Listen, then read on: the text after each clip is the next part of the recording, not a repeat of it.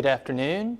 I'm Dr. Dan Turner, Head of Programming and Outreach for the Georgetown County Library System.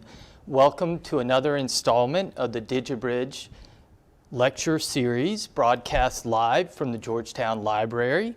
Today is our fifth of 10 presentations by local experts on Georgetown County's deep history and culture.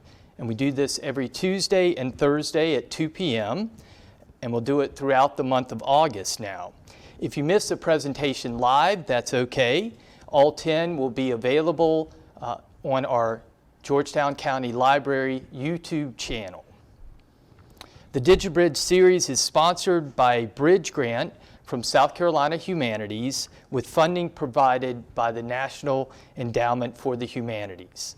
For our Facebook Live viewers today, please type any questions you have for our speaker in the comments section of our Facebook Live event. And today we have another great presentation. We have Justin McIntyre with us from the South Carolina Maritime Museum. And he's going to talk with us about a very unique topic, the history of the battleship USS South Carolina, America's first dreadnought. Justin McIntyre earned his bachelor's degree in archaeology from Penn State and his master's degree in public history from the University of South Carolina. As curator and maritime historian at the South Carolina Maritime Museum, Justin raises public awareness about how important the sea has proven throughout our state's history, illustrating the many ways the ocean has been one of the chief factors in defining South Carolina's role and importance. The South Carolina Maritime Museum is located here in Georgetown, just a few blocks from us, right here at the Georgetown Library. It's at the corner of Front Street and Broad Street, right on the waters of Winyah Bay. The perfect location to learn all about our state's rich and amazing maritime history with beautiful exhibits. And it's right down from the Rice Museum, and we just had Vinnie D's Moore last time on Tuesday. So again, you can just stop in at the Maritime Museum and hit the Rice Museum and do that all in one day. So lots to do here, and then hit a shop along Front Street as well. So please join me in welcoming Justin McIntyre, the history of the battleship USS South Carolina, America's first dreadnought. Justin, come on in. I'll slide out to the left. All right, thank you very much, and thank you to the Georgetown County Library for this opportunity. The USS South Carolina, when I started this job as curator and maritime historian at the Maritime Museum, I had never heard of the South Carolina, and I wondered just how much was out there. So as I began researching, there's quite a bit on this battleship, and fortunately we're able to put together a pretty complete history of this great ship. As the News and Courier in 1910 said, the USS South Carolina is the greatest fighting machines ever devised by the brain of man. Now, maybe the News and Courier was biased on that, and the British would probably argue against that. But for us South Carolinians, she was one of the great fighting machines. And to us, we thought of her as our ship. So why is the USS South Carolina important? Well, first, she's one of the U.S. Navy's all-big gun warships. There's a caveat to that, which I'll explain here in a few minutes on that. Also, she was a design revolution of the time. These super-firing turrets all lined up along the ship's center line was unique at that time. And over the years, the great navies of the world would follow that pattern and design. And the South Carolina gives us an idea of why these early 20th century warships, these battleships were built, which ultimately led to an arms race among the major naval powers of the world. And the South Carolina participated in many of the greatest and most interesting events of the 20th century. And you gotta like big gun warships. They are truly awesome. Here's a little background on past USS South Carolinas. Now, She was not a United States warship. The United States at the time did not exist. It was just the colonies, but the frigate South Carolina, which participated in the Revolutionary War, was part of the South Carolina Navy, but we'll include her in that. The first official one belonged to Revenue Cutter Service and saw limited service, as did the second USS South Carolina. The third one participated heavily in the Civil War, not only in the Gulf of Mexico, but also along the Atlantic. In fact, she was part of the South Atlantic blockading squadron off South Carolina's coast during the war. And then, of course, we have the fourth one, the battleship USS South Carolina, BB-26. And the fifth and final one, the cruiser, California class, USS South Carolina, which has since been scrapped. There was criteria for the South Carolina class battleships. It was the South Carolina and her sister ship, the USS Michigan, which is BB-27, more or less identical ships. The heaviest armor, the most powerful armament, and no more than 16,000 tons was what Congress specified for these new warships early in 1905. And it was predicted by the Philadelphia Inquirer that these would be the most powerful vessels of their class in the world. Again, the other major powers, naval powers of the world would argue against that, but for the United States Navy, they would be, but for only a brief time. So here's a few specifications of the South Carolina down here. Standard 16,000 tons, overall length 452, almost 453 feet. The beam, just over 80 feet, and with the mean draft of 24 feet 6 inches. Now, she was a coal-fired ship. They wouldn't introduce the oil-burning battleships until 1916. She has 2 funnels, 2 masts, 2 propellers or screws, and these 4-cylinder triple expansion steam engines. Part of her specification was to reach 18.5 knots, and for average complement was 869, although she could carry more of a crew, and at one point over 1,000 men. This is what really defined the USS South Carolina, was her 8 12-inch 45 caliber Mark V guns. So they could fire out to about 20,000 yards, and could fire 2 to 3 rounds a minute. And at this time, battleships were also armed with forward-firing torpedoes. A number of classes after the South Carolina class would also be armed with torpedoes, but eventually that armament would disappear in later battleships. She also had a secondary battery, 22 3-inch guns, and then a lighter armament. Now, armor is really what defined these battleships. And in some places, she had armor as thick as 12 inches in the critical sections, like on top of the turret, conning tower, and along a waterline belt is what it was called, to prevent torpedoes from penetrating her hull. This is just a diagram of how the turrets were laid out, and they were numbered. From the bow, working aft to the stern, 1, 2, 3, and 4. On the starboard side, the guns would be given odd numbers. On the port side, they'd be given even numbers. So that's a good way of keeping track of the turrets and the guns. Now, just a comparison. Down here, we love the battleship North Carolina as well. If you haven't been, highly recommend a visit to the North Carolina. But just a comparison here, the South Carolina earlier was a much smaller ship, less well armed, slower, and hull size. She was not as long. As you can see here, the North Carolina had 35,000 tons and was pushing nearly double the length of the South Carolina.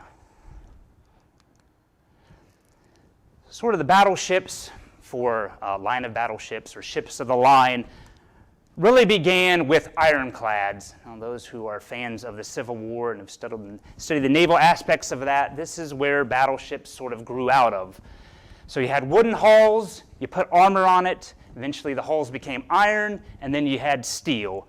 At this time, they were steam-powered, and they still had sails. They wouldn't lose sails for a while, although during the Civil War, a lot of the ironclads, I'll mention the USS New Ironsides here in a minute, would lose the sails. They just weren't really functional and didn't help with the operations of the ships.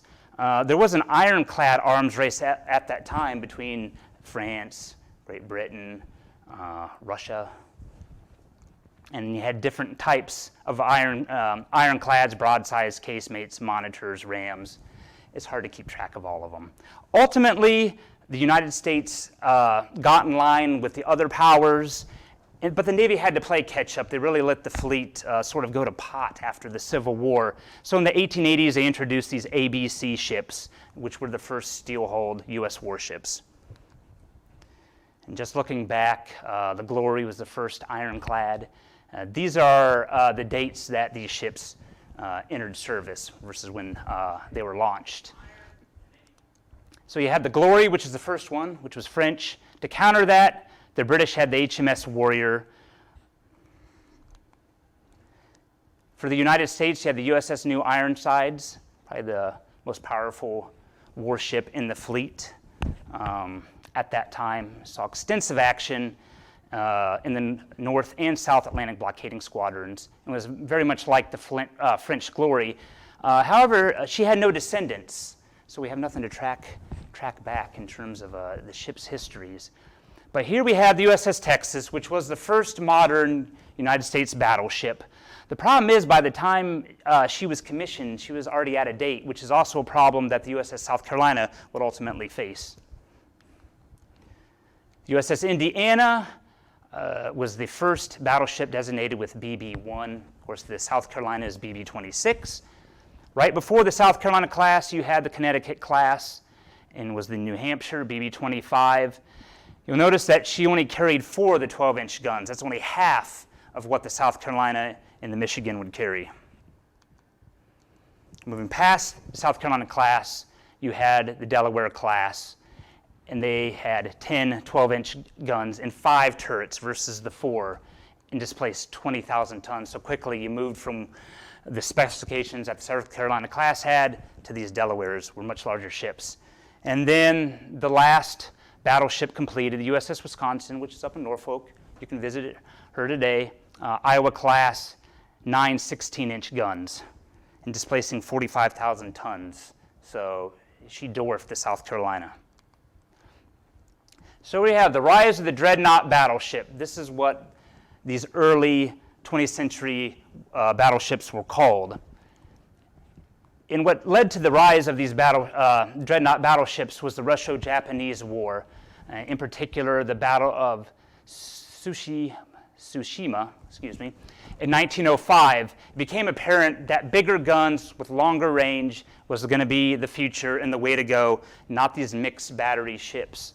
And also, torpedoes were seen as a threat at that time. They would continue to be a threat throughout the lifespan of these battleships, but they're less of a threat. If you could hit a ship much further out than the range of a torpedo, then you're looking good. So these larger caliber guns had greater muzzle velocity, which means greater range and greater penetrating power. That's what you wanted. So this kicked off a naval arms race, like I mentioned, and these major naval powers, they were going all in. Who could build the most and the largest ships?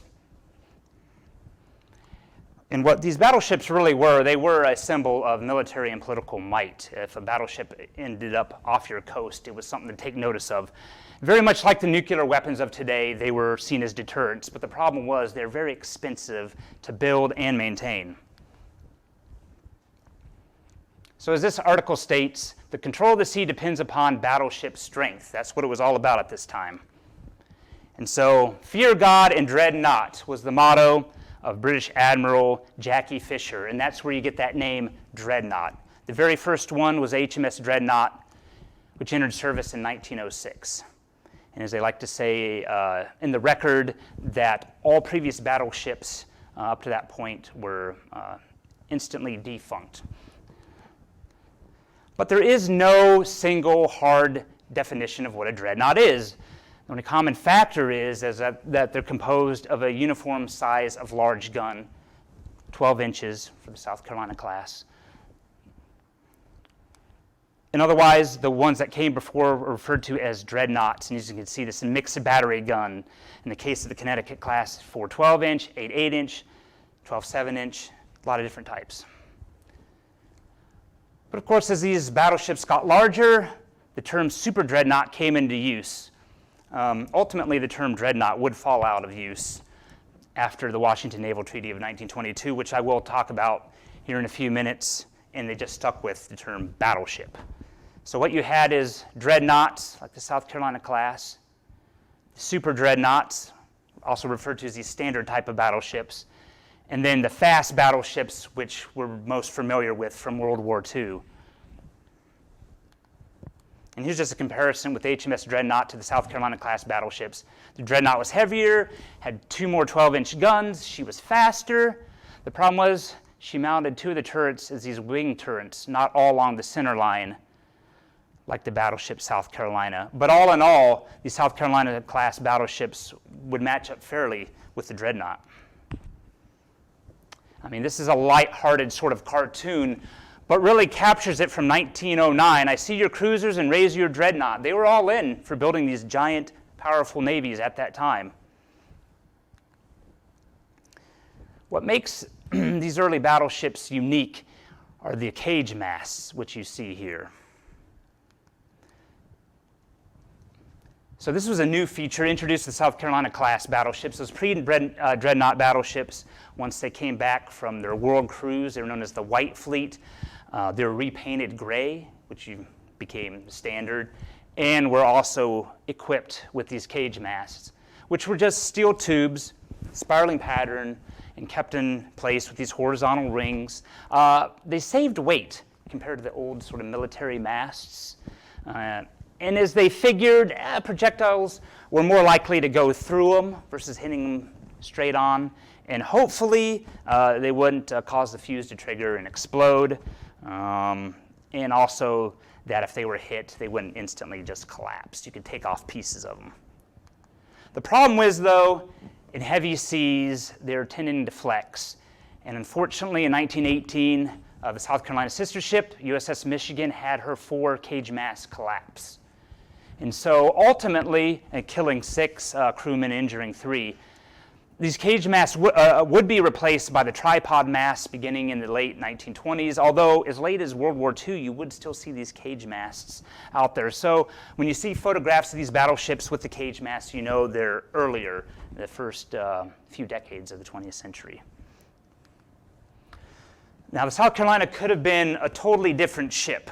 There were calls by certain naval officials to increase her tonnage, make her at least 18,000 tons, and sometimes also to add more guns as well.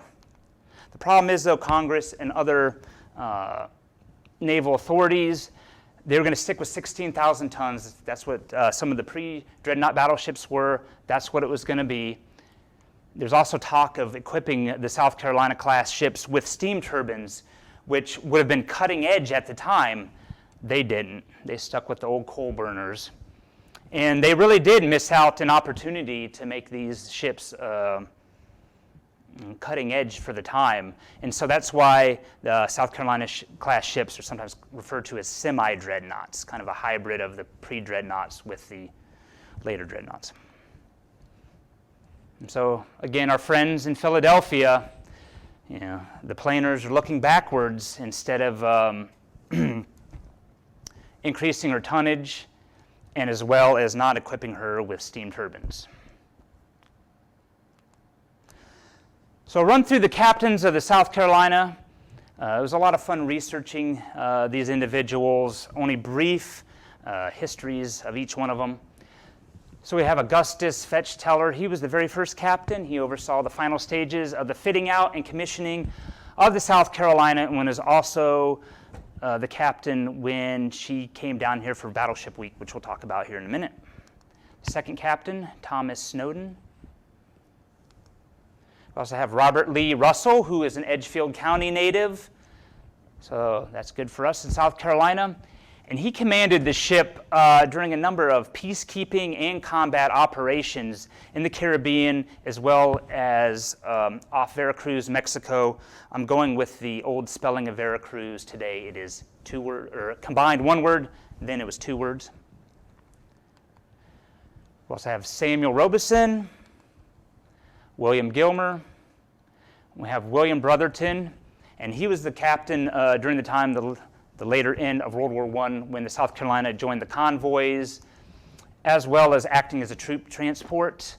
Unfortunately, he was the commander of the USS Mississippi in 1924 when there was a turret explosion in the number 2 for the 12-inch guns, resulting in 48 crewmen's death. So that was unfortunate. Disastrous incident, but worth reading about. The 7th captain, just briefly, Frederick Traut. He ultimately retired in Charleston and is buried in Magnolia. So that was interesting. And our last one, Thomas Craven. He supervised the construction of the first aircraft carrier, the USS Langley. So that was interesting. I'm just going to cover a few officers who went on to bigger things. I'm sure a lot more also had very interesting careers. Of course, we have Chester Nimitz of World War II fame. He was an executive officer on the South Carolina. Franklin Van Valkenburg, he was a midshipman. He was the captain of the USS Arizona during the Pearl Harbor attack. He was killed during the attack. They never recovered his body, only his Annapolis ring, and he was awarded the Medal of Honor for defending the ship. And we have Patrick Bellinger, a native of Cheraw, South Carolina. He was an ensign, and he was the commander of a turret that set the gunnery record. We'll talk about that in a minute. He also went on to become an aviator and was the pilot of the first aircraft fired upon by the enemy during the Veracruz occupation. An interesting fella worth reading about. So here's the rundown of the South Carolina during her construction. William Cramp & Sons in Philadelphia. Cost a little over $3 million, $3.5 million. Back then, $101 million in 2020 money. Her sister ship was built across the Delaware in Camden, New Jersey, and had 41 months to complete her. So we'll skip ahead almost 2 years to her launching. And her sponsor was Frederica Ansel, the daughter of South Carolina Governor Martin Ansel. I christened thee South Carolina, is what she proclaimed. So it was typical of the time. Battleships, except for the Kearsarge, were named after states. And if the governor had a young daughter, she was usually the sponsor, and which Frederica was. And the ship was launched at William Cramp's. Huge attendance. Thousands were there. Military and political VIPs from all over the region were in attendance. And as the News and Courier proclaimed, there was no more perfect launching that ever took place of a ship. So that's pretty fantastic. Well, I said there was a caveat on the USS South Carolina being the first Dreadnought. You'll read about that quite often in books, is that the Michigan was launched first. So technically the USS Michigan is the very first, but the South Carolina class as a whole were the first U.S. Navy dreadnoughts. However, at this time, the South Carolina did not have the USS prefix. You had to wait until she entered service when she was commissioned. And she was not done by far. So here's the Ansels. They're in Philadelphia. Of course, the people of South Carolina would feel honored and proud that they would have the most powerful battleship in the U.S. Navy. And there she goes, off the ways and into the water. I like what Frederica says, a mass of dead metal that takes on such life when she moves. So that was a great quote. Here they are again. The bottle of champagne she smashed against the bow went over everybody, but nobody cared because this was a great moment. And not only for the country, but for South Carolina as well. So about a year later, in 1909, she's 95% completed, and here's a look from the stern. You have turrets 3 and 4. Philadelphia Navy Yard. So, of course, you have to put her on sea trials, make sure she's going to do what she says. This is a year after launching, so they went off what's called the Delaware Capes. She had to do 18.5 knots, but she did 18.86, which would be faster than the Michigan during her sea trials. So that's good for the South Carolina. And as I reported, she behaved perfectly, and the government took possession of her. Now, this is an interesting feature at the time, what we'll call the figurehead of the ship. Now, she would lose this by the time she was commissioned in 1910. And ultimately, when the figurehead was removed, I only read about it in one newspaper article. She was moved down to the South Carolina State House and was hung there for a number of years and ultimately disappeared. So if anybody out there knows what happened to the South Carolina's figurehead, please let me know. We don't know if it still exists. Maybe it was destroyed. I hope it still exists. All right, the South Carolina's commission, March 1st, 1910. As I said, Captain Fetchteller, he's in command. The problem is, it's been nearly 5 years since the South Carolina was first authorized. And at this time, technology was changing rapidly. Way too long. Of course, if you look at the Dreadnought, within a year, she was commissioned. Only took her a year to build. So I have to work on that time schedule. And as I say, the problem is, about a month later, April 4th, 1910, you had the first of the Delaware-class battleships. Bigger, have more guns. So the South Carolina, for about a month, was, in fact, the most powerful warship, but we'll take it. All right. So here's the South Carolina, just days after her commissioning. She's about ready to go on her shakedown cruise. And this is just days before she sails to Charleston for Battleship Week.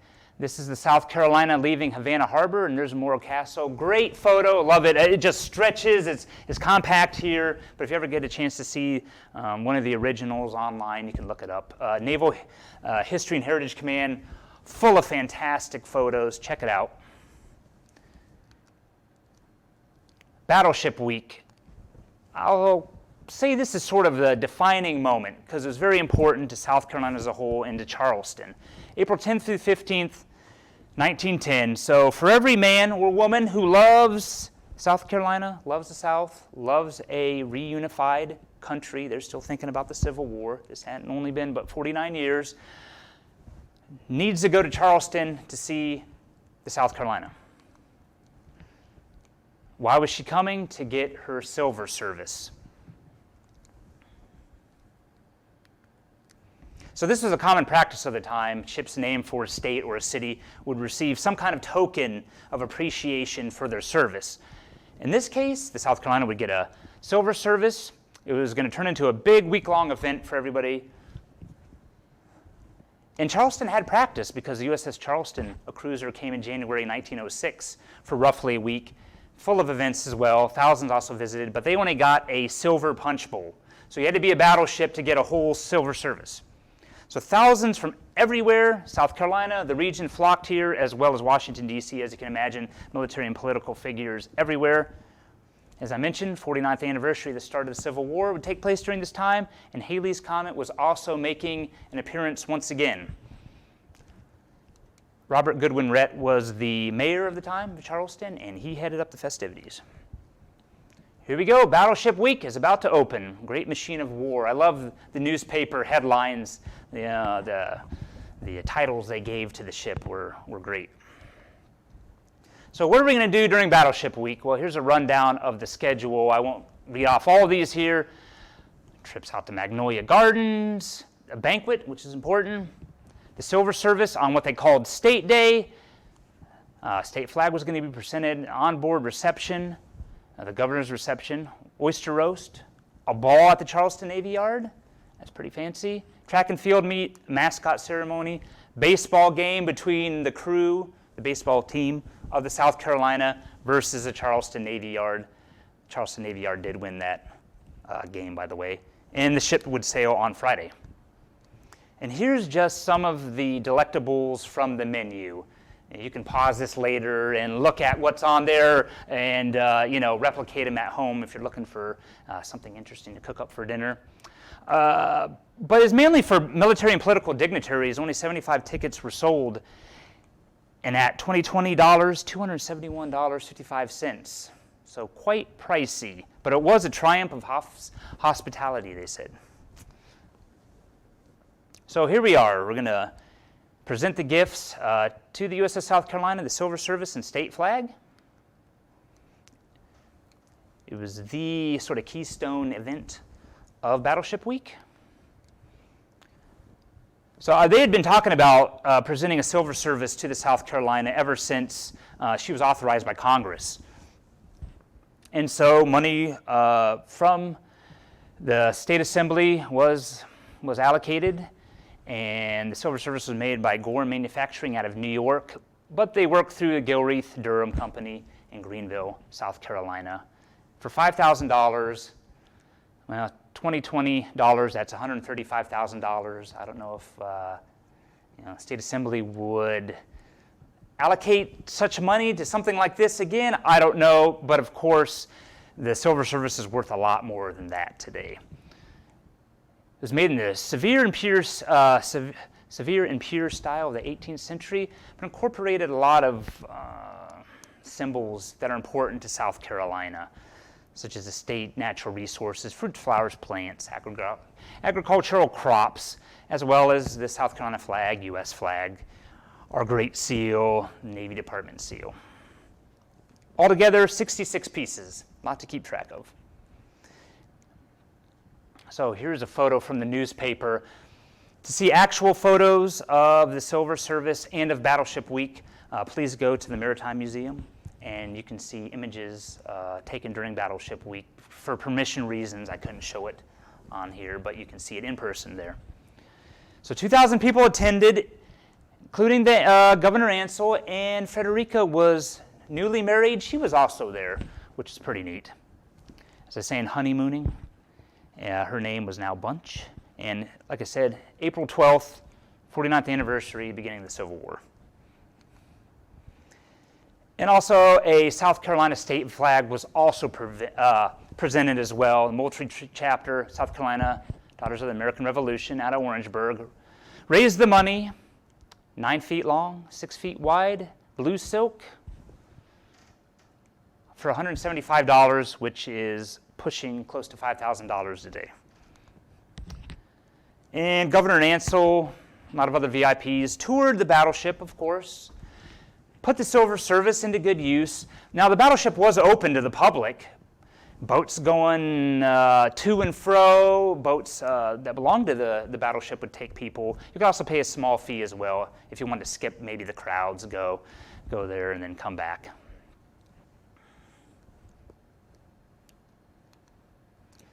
Again, every ship needs a mascot.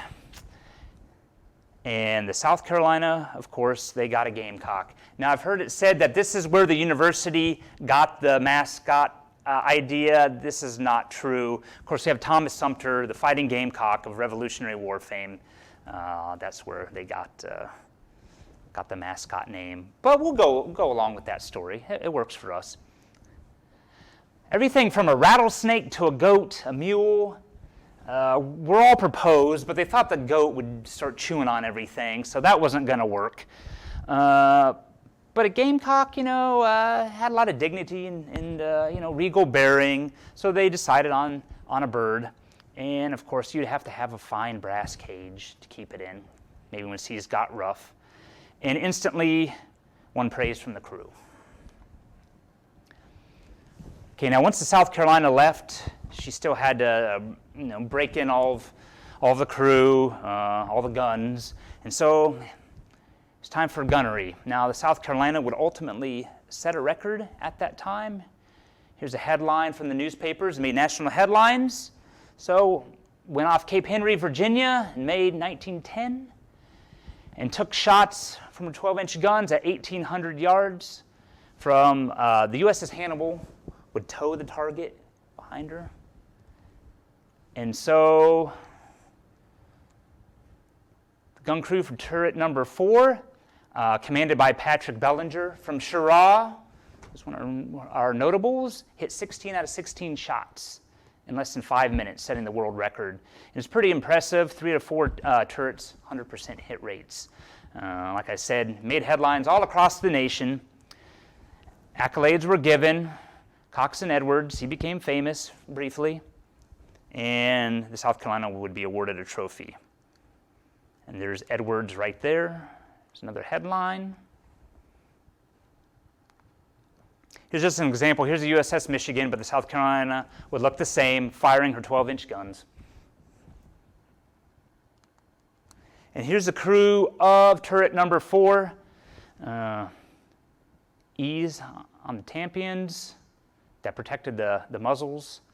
E for excellence. And also, you'd have to zoom in on the actual photo. You'll see E sewn in on the sleeve of some of these crew members. But firing these 12-inch guns could be dangerous. Luckily, this did not happen to the South Carolina. It seemed like everything bad happened to the Michigan. One of her 12-inch guns exploded, the round in the gun. Luckily, only one of the turret crew was injured. Everybody else made it through, although the gun was damaged. A chunk did fly off and hit the bridge and almost took out the captain of the Michigan. One of the other crew members that were standing there. Here's just a look from the side. So it wasn't all fun and games. It was dangerous at times. So the South Carolina also participated in a number of these various ceremonies, including saluting ex-president Theodore Roosevelt as he came back from his world tour, coming into New York Harbor, 21-gun salute. He loved his battleships. He's a big supporter of them. By George, that's one of my ships. Doesn't she look good? Yes, she does. Ex-President Roosevelt. And here's the South Carolina in all of her glory in Kiel, Germany, 1911. Loading coal was not a fun job. It was dirty and it was messy. And they did not enjoy it. It wasn't until the Nevada class battleships that they would be oil-fueled and equipped with steam turbines, triple guns, and all or nothing armor. I won't talk about that. You can read all about it. But those Nevada class ships were pretty neat. Here's just a photo of the crew in 1912. And they participated in this fleet mobilization. Huge event in New York. 720,000 tons, over 100 ships. That's a lot of ships, a lot of weight. Largest assembly of U.S. warships to date. They talked about even bigger ones, but ultimately World War I happened, and the battleships were broken down into divisions and part of the Atlantic Fleet. And here's the South Carolina getting coal from the USS Cyclops, which the disappearance of the Cyclops in 1918 is still one of the big mysteries from the Bermuda Triangle. And they have their hypotheses of what happened to her, but still have not found her. So the USS South Carolina, she's right here with the French cruiser off Haiti, was involved in peacekeeping operations in the Caribbean. And this is from 1914. Haiti was having its problems. One president after another, revolution was very possible. And not only the United States, but also the European powers had interests in this area as well. So you'd have the French, the Germans, the British were all there as well. And so in January that year, South Carolina arrives off Haiti, joins up with the Montana, sends Marines and sailors, or they call them blue jackets, to shore, keep the peace, along with some German sailors.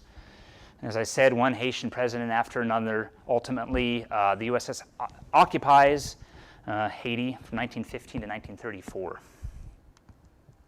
Here's the headlines. Landing the Marines in Haiti. Marines along with Haitian troops. And here's a shot from the South Carolina, the German cruiser Bremen.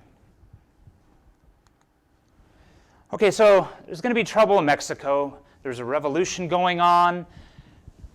They'd already sent U.S. warships to the Pacific and into the Gulf of Mexico to keep an eye on things. The United States and other countries had their interests, and the United States was very worried about the revolution spilling across over into our border. And so in Tampico, one of the port cities there on the Gulf, some sailors from the USS Dolphin arrived in Tampico. They wanted to obtain gas, refuel. Well, they're arrested. Ultimately, they were released unharmed. However, it was seen as a big insult by Admiral Mayo, who was in command of the U.S. ships off Tampico. The Mexican authorities apologized. We wanted more, 21-gun salute to the U.S. flag. Ultimately, this did not happen. Word was received by the Mexican president, Curator, but he wasn't going to do this formal apology. He felt that enough had been given. President Wilson did not like him, and so war was looming. And so here you can see Mexican Revolution, it's like a bomb waiting to go off.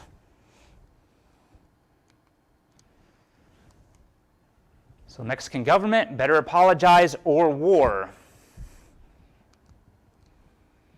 And so ultimately, Wilson orders the fleet to Tampico, and they're going to get their apology one way or another. South Carolina was actually going to leave Santo Domingo, as they sometimes called it. It's also a city, Dominican Republic. But she joins the rest of the fleet and heads for Tampico. Here you can see, here's the South Carolina down here.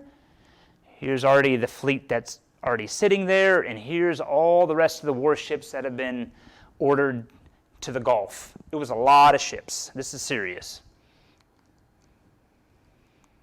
But at the cruise of these warships, they're going to put their training to the test. So they were eager for a fight. And here you can see Wilson at the wheel with Uncle Sam guiding him to Mexico. Huerta, he refuses the salute. But ultimately, word reached the Wilson administration that the German ship from the Hamburg America line, the Ipiranga, was sailing to Veracruz loaded with arms. Wilson says there's a change of plan, send the warships to Veracruz to stop it. And so they ultimately arrive, some of the ships on April 21st, the rest would follow the next day. Orders are given to Admiral Frank Fletcher, who was in command of the ships off Veracruz, to go into the city, take the customs house, and again, stop those arms from making it to the Mexican government. And so we have an incident, the United States occupation of Veracruz, Mexico, which I had no idea about until I started reading about this. It sort of shoots off from the South Carolina story, although South Carolina is involved. But I figured it's worth talking about since it's sort of an event which not a lot of people know about, but should. Here's a look at Veracruz Harbor. A lot of the action would ultimately take place further to the right, be off the screen. But a good period shot of would be the southern side of the harbor. And here's the boats from the warships launching, April 21st, 1914. So a little after 11 a.m., Marines and the sailors are sent ashore into Veracruz, take the customs house. All goes well for a while. They're almost to the customs house. And that's when the shooting starts. You still had some Mexican Federalists in town. A lot of the other soldiers, they left. They knew what was coming. You also had armed civilians. Prisoners were released and armed. And you also had cadets from the Mexican Naval Academy began firing out of windows, from roofs, around street corners, anywhere they could find. So house-to-house fighting ensued. Ultimately, the Naval Academy was transformed into a fortress, and a lot of heavy fighting would take place around there. We would take the customs house, as well as other key locations in the city, but casualties began to mount among U.S. forces. The Ipiranga did arrive. It was seized, but the U.S. had no authority to keep her, so they had to let her go, and she ultimately, days later, would deliver her cargo of weapons to the Mexican government. So here's a look at the customs house today. It's been modernized, but it's still there. One of the Navy's regional headquarters, that's pretty neat. And here's some blue jackets, the light field piece in Veracruz. Now this is a pose photograph, but it is in Veracruz. You got a good look at it. Here's some other sailors. They talk about dyeing their white uniforms prior to going in, so they'd be more camouflaged. Very smart. So on April 22nd, the South Carolina with reinforcements arrive off Veracruz, and they're sent in immediately. Fighting still taking place. It's heavy fighting. Again, the Naval Academy, it's been hit, continues to resist until cruisers start firing their guns into it and ultimately silence the cadets in there. The 12-inch guns from the battleships were not fired, fortunately, because it would have just destroyed the city. By nightfall on the 22nd, Veracruz is in American hands. Martial law is declared, but the Navy ultimately turns it over to the Army to take over. So here's a look at some sailors hauling out a wounded sailor, which were brought out ultimately to the USS Solace, that's anchored out in Veracruz Harbor. So here's the Academy afterwards, all shot up. And here it is today, modernized and used as the Mexico Naval Museum. So if you're ever in Veracruz, have a visit. A lot of those old buildings are still there, so which is pretty neat. So here's South Carolina's landing battalion. This is a great photo. Over 300 officers and crewmen from the ship landed on April 22nd. And here's some sailors afterward, no doubt happy that the operation is over. All told, 19 United States sailors and Marines were killed, 71 were wounded. Hundreds of Mexicans were killed and wounded. There's no exact figure of how many ultimately. 3 officers from the USS South Carolina were awarded the Medal of Honor. And all told, 55 Medals of Honor were awarded for the action in Veracruz. That's the most of any single action in United States military history. The United States turns Veracruz back over in November. Just turns it over. Then the Mexican forces, they follow in. Not a shot was fired. And it was really one of the most dramatic U.S. military actions prior to World War I. In World War I, which would begin shortly after, this event would eclipse it, and I think that's the reason why we don't really remember Veracruz. But in Mexico, they still do remember. They see it as a United States invasion, and they have monuments. These 2 are in Veracruz. There's also another one I know of in Cancun and in Mexico City. So the sailors and Marines that were killed in Veracruz were known as the Immortal Company, and so a National Day of Tribute was held in New York City in May. And as you can see, flag drap flags covering the coffins on board the USS Montana just prior to coming ashore. And so they arrived at the Battery in Lower Manhattan, went up Broadway, past New York City City Hall, out to the Brooklyn Naval Yard where the ceremony was held. A speech was given by President Wilson.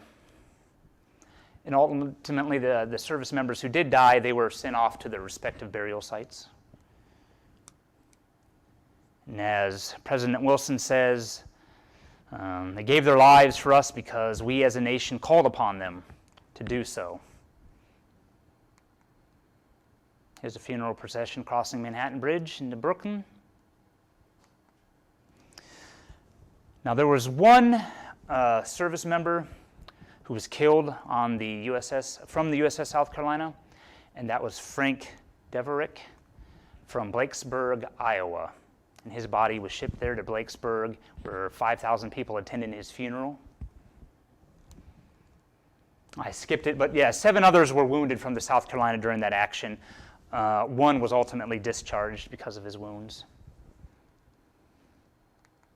And there's his gravestone today, dedicated by his shipmates. So we switch from combat to rescue for the USS South Carolina. In this incident between the SS Rendam and the Joseph J. Cuneo in May 1915. So there she is. The Rendam was a Holland America Line ship. Less weight than the Battleship, but longer. And the Cuneo, a small ship. In a very foggy morning, early morning, the Cuneo ran into the Rendam, ultimately cutting a gash into her, started filling with water. Cuneo's bow punched in. Oh no, we're going to have a major maritime disaster here. SOS is sent out. 5 battleships are sent, including the South Carolina. They're doing training maneuvers off the New England coast. So they rushed to the rescue, and the South Carolina breaks her old speed record and reaches almost 20 knots, which is impressive. And the South Carolina took the Rendam passengers and crew on board, as you can see from the headlines here. And the passengers, the Rendam who were brought on, they really appreciated the efforts that the crew made for them and made them feel comfortable in obviously a very stressful time. And here's a photo of them. These are boats from the Rendam. It's hard to see here, but it says Rotterdam. That's where the Rendam was going, from New York to Rotterdam. The Cuneo was going from Boston to Cuba. But fortunately, everybody made it into New York Harbor. Rendam didn't sink, nor did the Cuneo. Luckily, the Rendam's cargo was worth, in today's money, $25 million. It was worth a lot. But like I said, the South Carolina crew made them feel comfortable. It was a sort of a sea picnic. I don't know if I would describe it as such, but that's what the Boston Globe did say. So here we are again. USS South Carolina continued to show her proficiency, not in combat, but also, again, during rescue and peacetime operations. Ultimately, the Rendam would hit a mine. She wouldn't sink, would end up dodging torpedoes during World War I, would survive that, and get scrapped at the end of the 1920s. So we're moving forward again a few more years to World War I. So, of course, the war starts at the end of July 1914. The Lusitania incident, where she's torpedoed, does not sit well, especially with the United States, and pushes us closer to war with Germany. The United States enters the war April 1917. The problem is we still saw Japan as a threat. We had interest in the Pacific. They did as well. And this back and forth to Japan is nothing new. It had been going on as early as the beginning of the 1900s. But the South Carolina was again involved in peace intervention operations, 1917. Of course, you had Guantanamo Bay was a major base even at that time for the fleet. Came to Cuba to protect American interests. It became known as the Sugar Interventures in 1917, 1922. But by now, the South Carolina was a second-class battleship. She was too slow and too outgunned compared to the modern battleships. But she was good for, would be good for convoy operations, and before she was going to start those, fortunately, she was equipped with what they call a paravane. It was a minesweeper attached to the bow, cut a mine off the New Jersey coast, and it popped up out of the water. So the South Carolina was this close to hitting that mine, which either could have sank her, heavily damaged her, could have changed her entire history. It was a close call, but she survived. The ships in line behind her, they also had to take evasive maneuvers to dodge this mine. Besides mines, the German fleet was more or less bottled up, the big ships. However, the battle cruisers were still seen as a threat that they could slip past the Allied fleet out into the Atlantic and raid the merchant and troop ships crossing over to France. And so the South Carolina joins the convoys in September 1918, leaving from Halifax over to France and back. Ultimately, on one of her trips, she throws a propeller. What's strange is that the Michigan also throws a propeller a few weeks later. I don't know, mechanical failure, these things do happen. Sabotage, doubtful, but you never know. What's interesting is that no U.S. battleship would participate in an all-big-gun warship fight. There's only really one major battle called the Battle of Jutland or Jutland, 1916. That was before the United States entered the war, of course. And we had to get the troops back somehow. They wanted to come home when the war was over in November 1918. So the South Carolina became a troop transport. So between February and July, She made 4 trips, carrying 4,500 personnel back. And that's where she'd end up having a crew of over 1,000 carrying these soldiers back. So again, the South Carolina, she's too old. What do you do with her? Well, you end up turning her into a training ship. Here's a good shot of her firing a salute, April 1921. And these are her twilight days. So in the summer of 1920 and 21, she hosts midshipmen from the Naval Academy for a summer cruise. So 1920, she goes into the Pacific, visits Honolulu, gets to go through the Panama Canal, which was still fairly new at the time, visiting the West Coast, 1921, sails over to Europe.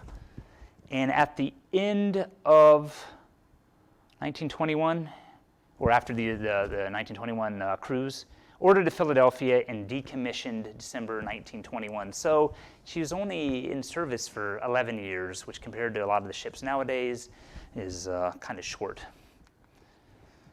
Here she is passing through the Panama Canal. At this time, battleships were equipped with what's called concentration dials or range clocks. They look like a clock, and you'll see them up on the masts, and these declination marks. And it's for range finding, so other ships in the line can see what range you're firing at. Ultimately, they would lose these features before World War II. And here's the poor South Carolina, docked in Philadelphia, along with the Hannibal, which towed that target when she did made the gunnery record, and another battleship, USS Kansas, one of the pre-Dreadnoughts. So what ultimately killed these early pre-Dreadnought and Dreadnought battleships was the Washington Naval Treaty of 1922. The naval arms race continued after World War I. So finally, the nations were, enough's enough. We're spending a lot of money on this. There's going to be another war. We don't want this. We just got out of a massive war, the war to end all wars, supposedly. And so 5 of the major naval powers come to the table: France, Italy, Japan, the United Kingdom, and the United States. Germany is no longer a naval power because her ships were scuttled or destroyed, scapa flow, right after the war.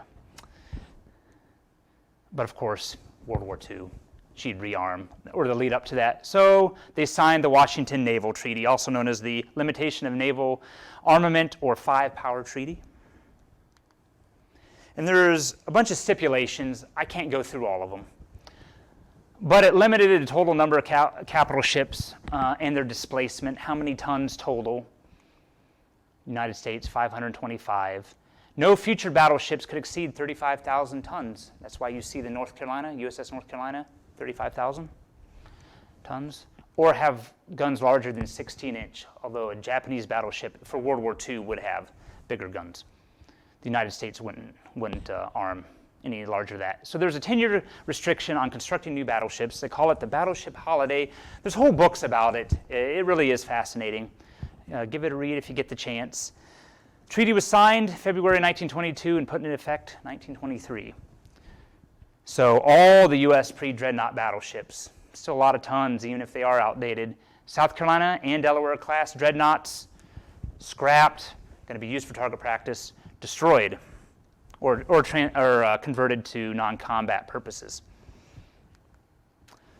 So the Delaware River in Philadelphia becomes a warship graveyard. USS South Carolina was struck from the record in November of 1923, and really the Washington Naval Treaty did what the enemy could not. So here's a great newspaper photo. Long line of warships, just all lined up, floating away here, waiting to be dismantled and used for scrap. Now here's one of the South Carolina class battleships, not sure which one, but the Michigan would have been there with the South Carolina as well. These are the pre-Dreadnoughts. Here is the South Carolina. Here she is in the background in a bunch of 12-inch guns. And the newspaper really captures it very well with the Navy Bulldog with teeth pulled. A warship is no good without her big guns, or any guns for that matter. And here's the actual photo of these 12-inch guns lying there, waiting to be scrapped.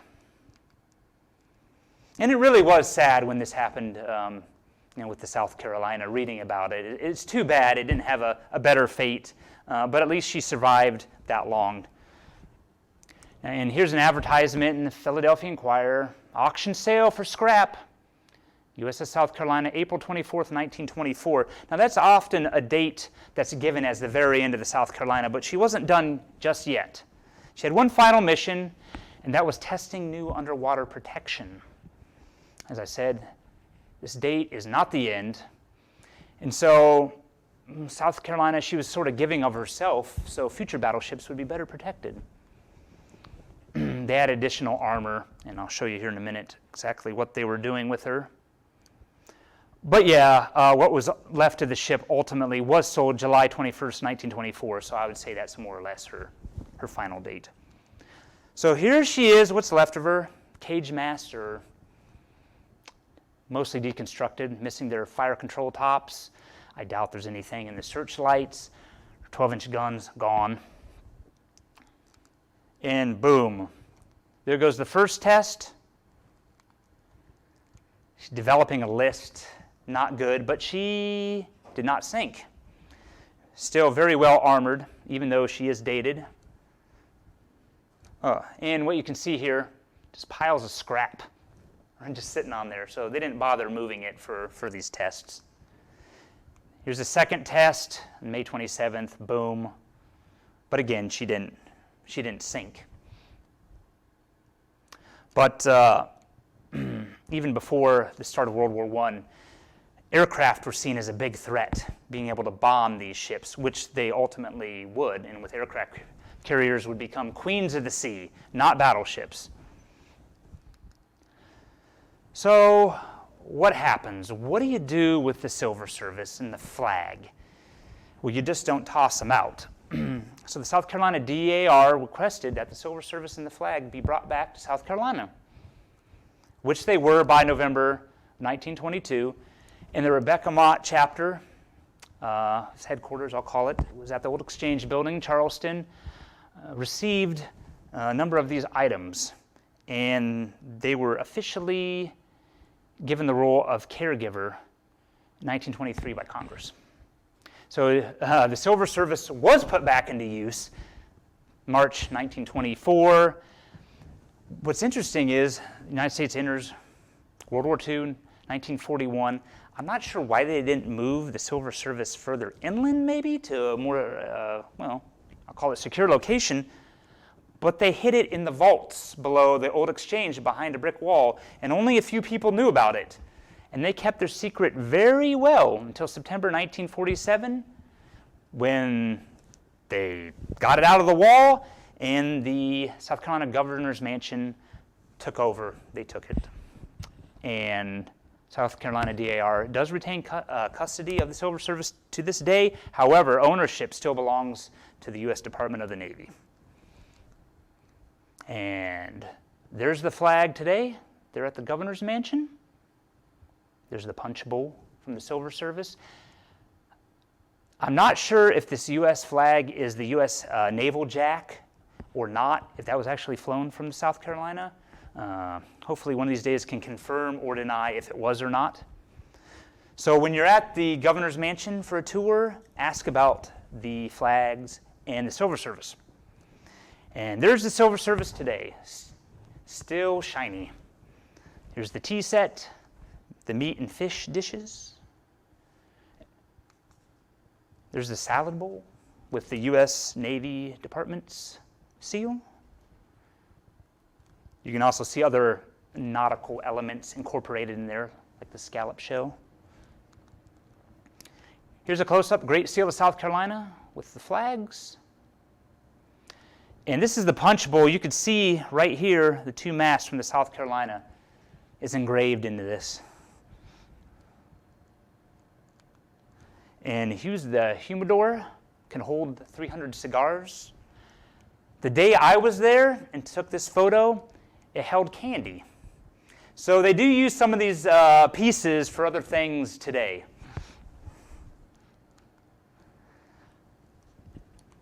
So this is an interesting story. Mrs. Archibald Baker, South Carolina DAR, went to Philadelphia, was given permission to go aboard the South Carolina in 1922, and as she was walking through, went in the captain's old cabin and found the last U.S. flag flown from the ship.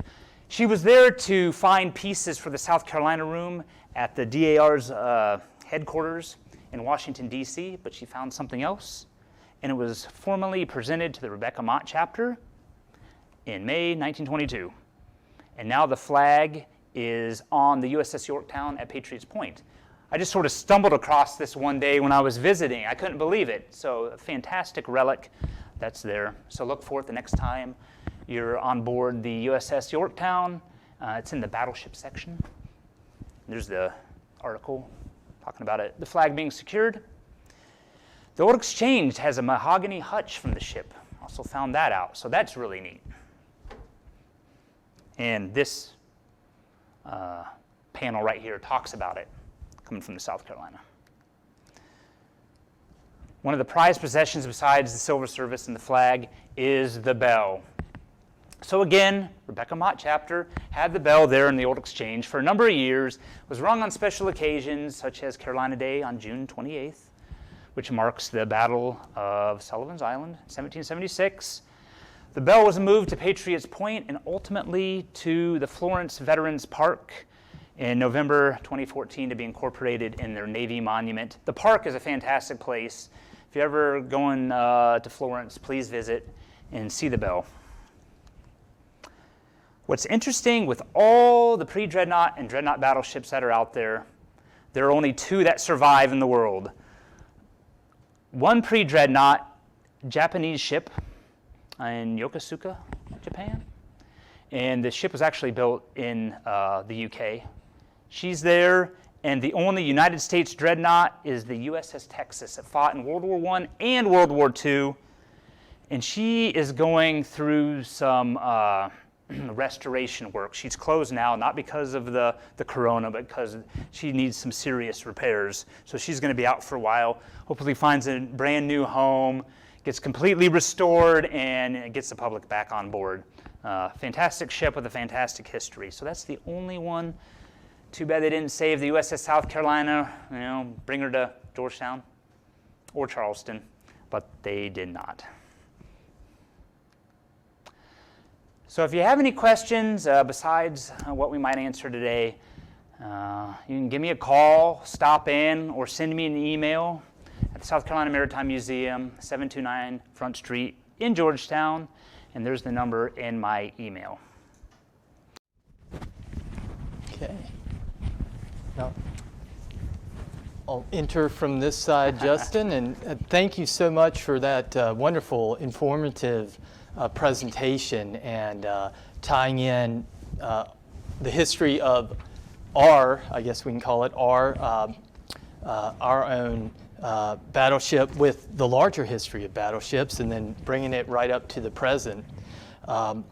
So thank you for that, and I want to say thanks again to South Carolina Humanities for making this whole series possible, and to our wonderful crew here. We got to thank Truman Wins and Heather Pelham who make this run as smoothly as possible and make us look as good as we possibly can up here. Yeah. And to, of course, to our library director, Dwight McIntyre, who's always supporting us and going after these wonderful opportunities for us. We do have some questions for you. Try to answer them. Yeah, and one is from Bruce Lacey, who wanted to know what the designation BB means. Just for battleship. That's just the naval term. That's it. Sometimes you would see OBB, which old battleship, sort of. But that designation is only used for a very short time. But that's why. Okay. And you told us the history of the term Dreadnought, right? Which I never knew until today. Yeah, so yeah. That's a fascinating one as well. Fear God and Dreadnought. And this is Bruce Lacey also asked a technical question which we may have to point him to another source for this. I'm not sure. You may know this, though. You certainly know plenty of other things. You gave us so much information. I'll give it a try. But let's give this one a shot. The first Dreadnought pictured, way back at the start of your presentation, had what Bruce would call a counter now, bottom leads as opposed to deck leading. These are designs that are presently being commissioned in our new naval ships. Any idea how the bottom lead design or counter now design is a benefit? I have no idea. I'm sorry. Beyond the technical aspects, beyond more or less sort of the basic, I didn't get too in depth with that. I did more of the history. However, I do have a book right here. There we go. Maybe you might have this, U.S. Battleships, an illustrated design history by Norman Friedman. I'll sort of call it the Bible, full of great information covering the early U.S. battleships all the way through. So perhaps he addresses that topic in that. Yeah. So, it's a very specific technical question there from Bruce, but Right. It might be in here. You know a lot of things and a lot about the USS South Carolina. Right. That might be a little too specific, but that can point Bruce in the right direction, and maybe somebody else listening out there who has that really technical information might post it as well. Yeah, give it a try, or Yeah. you'd be surprised what you might find just by Googling Yes. it. So give Yeah. that a try as well. And Van Davis, his comment, but I think it's also, there's a question here as well, but his response, the USS South Carolina doesn't get enough credit. Shame it wasn't saved for a museum. And, how would you respond to that? Definitely, but I understand why the military, the U.S. government scrapped so many ships. One was part of the treaty, and it was old, and like I said, technology just outpaced it. And there's money to be had by scrapping these ships. And it is a shame that it's just the Texas that is left from these early battleships. But the South Carolina really doesn't get the credit she deserves in terms of just South Carolina history. She wasn't built here. As far as I know, that was the only visit she made to Charleston. But still, she carries the name and the reputation. So they kind of the state and the ship go hand in hand. And the residents of South Carolina during her career followed her closely and really paid attention to her. And, we're proud of this ship. And so even today, even though she doesn't exist, we South Carolinians, native or not, should be proud. Yeah. And you noted at the end of the presentation there that there is that kind of afterlife and how the ship lived on and helped future ships. And Right. so there is, and even the artifacts from the ship that we still have that you're continue on, that there is sort of there is an afterlife. And of course you're at the South Carolina Maritime Museum are continuing to curate that afterlife and tell the story, so we still have that connection. Definitely, yeah. We have just the Battleship Week section, part of the exhibit up. We're going to have more on the South Carolina coming through the late summer, and then the rest of it should fall into place this fall. So definitely, probably by Christmas, you should see the complete USS South Carolina exhibit in place at the museum. Okay. And the museum is open from 11 to 5, Monday through Saturday. Okay. And right there on Front Street. Right. And are there, we know about this exhibit and something that should interest all South Carolinians, but not just South Carolinians, clearly. But is there any other exhibit or exhibits that are coming through that we could end on that you'd like to sort of mention right now? Sure. It won't be as long-lasting as the South Carolina exhibit. There's a smaller one is going to be on the Miss Sherry shrimp boat. And the Miss Sherry was the real name of the Jenny shrimp boat from Forrest Gump. So we have a fantastic model from Tom Boozer. He made a number of our models there in the museum. Will be on display, as well as the 2 signs from the movie of the State of Jenny will be on display, as well as a handful of panels. So look forward to them next week. All right. All right. Well, thank you so much again, Justin McIntyre, and this excellent piece of South Carolina history and much broader than that. And so we are now halfway through. We've got 5 more left, though, for you. Next week, Tuesday, we'll have Marilyn Hemingway at 2 o'clock, and then on Thursday at 2 o'clock, we'll have Zenobia Harper. So wonderful lineup coming your way. So we'll see you again then, and thank you once more to Justin McIntyre. Thank you. Have a great afternoon.